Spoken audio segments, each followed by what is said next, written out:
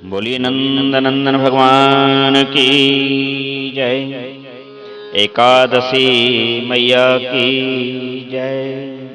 प्रिय बंधुओं, आप सभी को इस पौष मास के कृष्ण पक्ष की सफला एकादशी का यह व्रत पुण्य और यह महात्मा कथा आप सब इसका श्रवण करें और आपके जीवन में मंगल हो। आप सबको इस पवित्र एकादशी की अत्यंत बधाई। महाराज युधिष्ठिर ने इस व्रत को जन कल्याणार्थ भगवान श्री वासुदेव नंद नंदन कृष्ण से पूछा। हाथ जोड़कर युधिष्ठिर पूछते कि महाराज, पौष मास के कृष्ण पक्ष में जो एकादशी है उसका नाम क्या है, उसको करने की विधि क्या है, एवं उसमें किस देवताओं की पूजा की जाती है, कृपा पूर्वक की बताएं तो बड़ी कृपा होगी। तब भगवान श्री कृष्ण ने मुस्कुराते हुए कहा कि हे राजन, अब सुनो, मैं तुमको पौष मास की एकादशी का व्रत, उसका नाम, उसके पुण्य और उसके पूजन के विधान को मैं तुमसे कहता हूं। जितना पुण्य पौष मास की इस सफला एकादशी के व्रत करने से जो फल प्राप्त होता है, वह हजारों यज्ञ करने से भी इतना पुण्य फल प्राप्त नहीं होता। पौष मास के कृष्ण पक्ष में सफला नाम की एकादशी होती है। यह सफला एकादशी कही गई है। जो भी व्यक्ति इस व्रत को करता है उसके समस्त मनोरथ सफल हो जाते हैं। वह किसी भी प्रकार के मनोरथ के संकल्प को लेकर के इस व्रत को करेगा, भगवान की कृपा से उसके संपूर्ण कितने भी अवरोध हों तब भी वह अवरोध समाप्त होकर के सफला एकादशी की कृपा से उसके समस्त कार्य सफल होंगे। इस दिन क्या करना चाहिए, किस देवता की पूजन करना चाहिए, ऐसा तुमने पूछा है। तो यूं तो एकादशी के व्रत पूर्ण विधान से और पूर्व विधान से, पूर्व विधान का अर्थ है जैसे और अन्य एकादशियों का किया जाता है वैसे ही, और पूर्ण विधान यह है कि एकादशी व्रत में फलाहार करना चाहिए, अन्नाहार वर्जित है। एकादशी के दिन जो अन्न खाता है वह निम्न श्रेणियों में, निम्न कीट पतंग आदि में और पशुओं में जन्म लेता है। जो चावल खाता है वह अत्यंत रोगी होकर के घोर क्लेश पाता है, और जो स्वयं की शाक खाता है वह पादपादि रोगों से ग्रसित होकर के पादपादि योनियों में ही जन्म लेता है। जो परागकण को एकत्रित करने वाले होते हैं वह सब पाद सोहे नरश्रेष्ठ। मेरी बात को ध्यान से सुनो।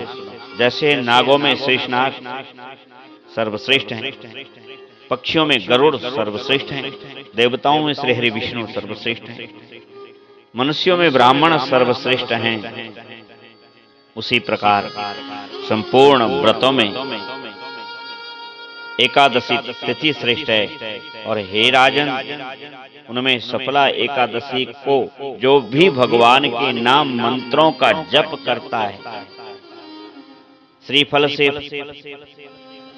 पुंगी फल से, बिजौरा नींबू आदि से, सुंदर सुंदर पुष्प, आंवला, लौंग, बेर से और अनेक ऋतु फलों से जो भगवान का अर्चन करता है, धूप दीप आदि से सफला एकादशी को जो विशेष रूप से दीप दान करता है उसका अनंत गुना पुण्य होता है। और जो जागरण करने वाले को तो हजारों वर्ष तपस्या करने से जो फल प्राप्त नहीं होता, वह फल सफला एकादशी की रात्रि में जागरण करके श्री हरि का गुणगान करने से होता है।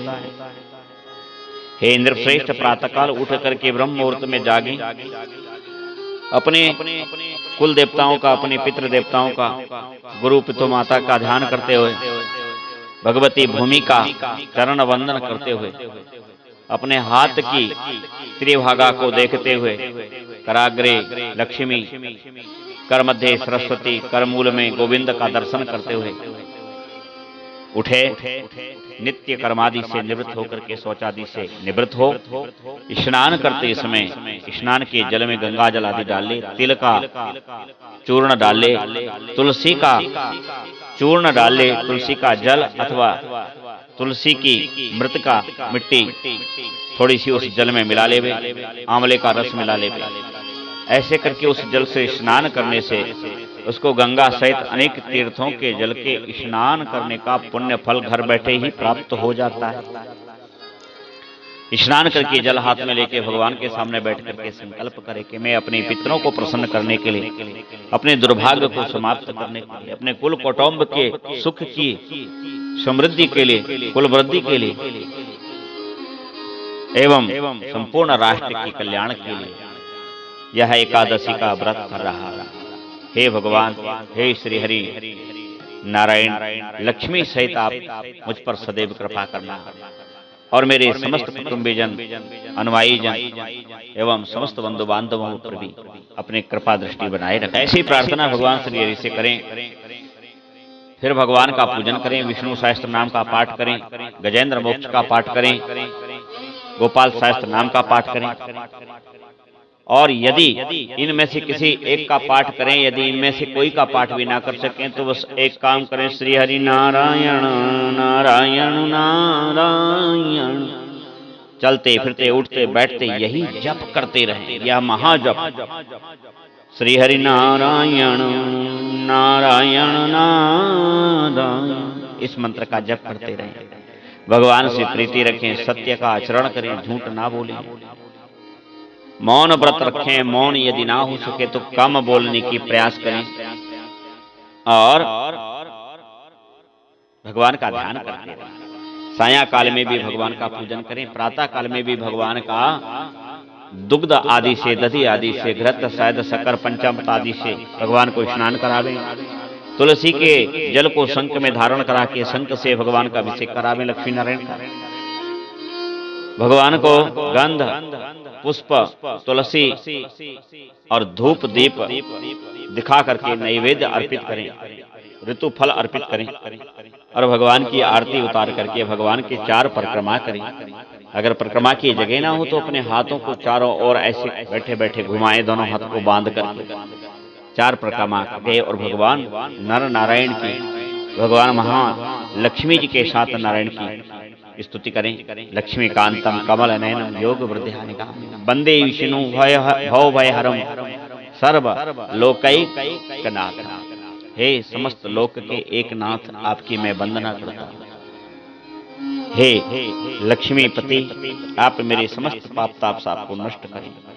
और ऐसे ही फिर रात्रि में जागरण करें और प्रातः काल द्वादशी में स्नान करके भगवान को व्रत का पुण्य समर्पित करके और फिर व्रत का पारायण करे। किसी शुद्ध ब्राह्मण को बुला करके जो संध्या वंदन जब तक पूजा आदि किया करते हैं, ऐसे ब्राह्मण या ब्रह्मचारी को बुलाकर उनको भोजन दें। तत्पश्चात गौ को भोजन देके स्वयं भोजन करें और ऐसा करने से उसके समस्त पाप नष्ट हो जाते हैं। हे राजन, चंपावती नाम से विख्यात एक पुरी जो कवि राजा महेशमत की राजधानी थी। महेशमत के 5 पुत्र थे। ज्येष्ठ पुत्र बड़ा पाप कर्म में रत रहता था, पर स्त्रीगामी था, वैश्यासक्त था। उसने पिता के समस्त धन को केवल दुराचार में ही लगा रखा था। वह ब्राह्मणों का निंदक था, वैष्णवों का निंदक था, द्विजों का निंदक था, देवताओं का निंदक था, श्रेष्ठ ज्येष्ठ जनों का निंदक था। पुत्र को ऐसे पापाचार में लगे देख करके महाराज को बड़ा कष्ट हुआ और उन्होंने अपने शेष पुत्रों के सहित उसको राज्य से निकाल दिया। वह राज्य से निकल करके, उसका नाम लुम्बक था, गैन वन में चला गया और वहां भी उसने वही पापाचार प्रारंभ कर दिया। यात्री जो भी निकले उसको लूटना, उसको पीटना, धन की चोरी करना, दिन में नगर में चोरी करना और इस तरह से वह करते रहता था। और फिर उसने वन में जाकर के एक बार सिपाहियों ने जब उसको पकड़ लिया, पहचाना गया, तब लज्जावश घोर जंगल में चला गया और वहां पशुओं का मांस, पशुओं को मार करके खाकर क्षुधा शांत करने लगा, रहने लगा। एक दिन देव योग से एकादशी थी और लुम्बक को कोई आहार ना मिला। उसने बहुत प्रयास किए किंतु किसी पशु का वह वध ना कर पाया और एकदम एक सरोवर के पास गया जल पीने के लिए कि चलो जल ही पी लें। तब वह उस सरोवर में गिर गया, उसके सारे वस्त्र गीले हो गए। अब तो लुम्बक को कोई साधन ना था, तो लुम्बक ने उन गीले वस्त्रों को निकाल के रखा। शीत रात्रि थी, पूरी रात सोया नहीं, लुम्बक जागता रहा। खाने को कुछ प्राप्त नहीं हुआ तो वहां उसको वृक्ष के फल मिले, उन फल को लाया और आज जाने क्या उसको हुआ कि अचानक उसको चेत हुआ कि हे भगवान, ये क्या हो रहा है। उसने भगवान को स्मरण किया और वृक्ष के जड़ में ही भगवान के वह फल रख रख करके भगवान का मन ही मन स्मरण करने लगा। अब ये सब अनायास हुआ। उस दिन एकादशी की रात्रि थी और यही सफला एकादशी थी। ऐसा करते करते उससे व्रत हो गया। स्नान उसने कर लिया सरोवर में गिरने से, जागरण गीले वस्त्रों के कारण हो गया और वह रात भर ऐसे ही नींद में शीत के कारण, ठंड के कारण सो ना सका, तो जागरण हो गया। प्रातः काल उसने उठ करके भगवान को ही समर्पित करके वह पुष्प और पुनः स्नान किया और भगवान सूर्य नारायण को अर्घ्य देके कहा कि हे भगवान, आग हर, मेरे समस्त पापों को हर लो। सफला एकादशी का व्रत अचानक हो गया। ऐसा होने से भगवान की उस पर कृपा दृष्टि हो गई और ऐसी कृपा हुई कि सहसा आकाशवाणी हुई कि राजकुमार, तुमने ना जाने अनजाने में ही सफला एकादशी का व्रत किया है, उसके प्रसाद से तुमको राज्य पुत्र सब प्राप्त होगा। अब तुम अपने राज्य में जाओ। वह वैसे जैसे अपना जंगल में रहते उसका शरीर कृश हो गया था, दुर्बल हो गया था, किंतु भगवत कृपा से उस व्रत के प्रभाव से पुनः शोभा संपन्न हो गया। दिव्य आभूषणों से उसकी शोभा अत्यंत शोभायमान होने लगी। तब तो वह राज्य में आया। बड़े भाई को जानकर के भाइयों ने उसको राज्य दे दिया, अकंटक राज्य किया और उसको एक सुंदर पुत्र भगवान की कृपा से उत्पन्न हुआ। किंतु जब से ही वह लुम्बक अब भगवान के ही पूजन और एकादशी के व्रत में उसका मन रम गया। 15 वर्ष का जब बालक हुआ तो बालक को राज्य पाठ सब दे करके, राज्य तिलक करके और वह वन में चला गया और वन में भगवान की पुण्य एकादशी का व्रत करता, भगवान की कीर्तन कथा का ज्ञान ध्यान करता और अंत में मोक्ष को प्राप्त हो गया। भगवान कृष्ण कहते कि राजन, वहां चला गया वह जहां कभी शोक में नहीं पड़ता। जो सफला एकादशी का उत्तम व्रत करता है वह इस लोक में सुख भोग करके मरने के पश्चात परम मोक्ष को प्राप्त होता है और संसार में वह मनुष्य धन्य है जो सफला एकादशी के व्रत में लगे रहते हैं, उन्हीं का जन्म सफल है। इस प्रकार यह सफला एकादशी की कथा का जो श्रवण करता है उसके समस्त पाप ताप नष्ट होकर के अनेक धन धान्यों की उपलब्धि होकर के अंत में वैकुंठ को प्राप्त करता है। बोले सफला एकादशी मैया की जय। श्री कृष्ण गोविंद हरे मुरारे, हे नाथ नारायण वासुदेवा। श्री कृष्ण गो